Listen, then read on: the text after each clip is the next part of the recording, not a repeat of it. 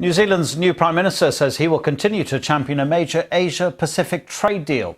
Bill English has been speaking to my colleague Lucy Hawkins in one of his first major interviews since he took office. He said the trade deal was still alive, despite Donald Trump's vow to withdraw from the Trans-Pacific Partnership on his very first day in office.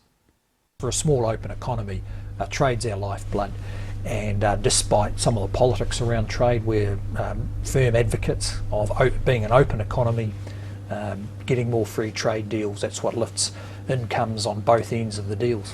What's the future for TPP? Is it dead in the water? Well, look, these large complex agreements never go in a straight line. So we will continue to advocate both the deal itself, but also for US engagement in the Asia Pacific. That's so important to us and to the region.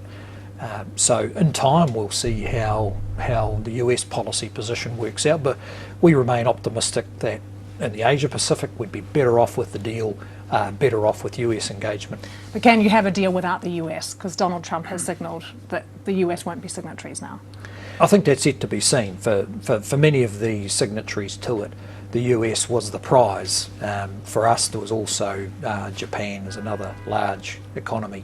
So we'll just have to see how that plays out.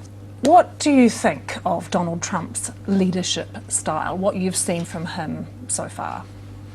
Well, it's certainly changing things. It's got attention, but it's really a matter for the US as a democracy to work out what they want, where they want it to go.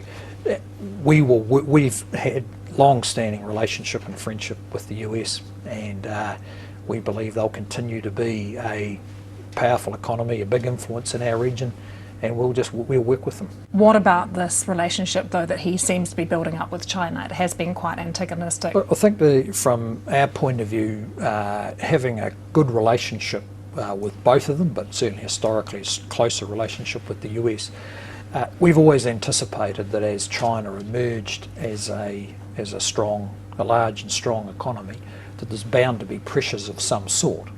Now, it's in everyone's interest in the future, as it has been in the last 10 years or so, that the US and China find ways of resolving their differences, fundamentally because their own populations have benefited so much from each other's economic strength. Would you go and have a game of golf with Donald Trump? I mean, are you looking forward to meeting him? Well, I'm not quite good enough at golf, but yeah, I would hope to meet him at some stage. I suspect New Zealand's is low down the list. But in the meantime, we'll continue to work with the US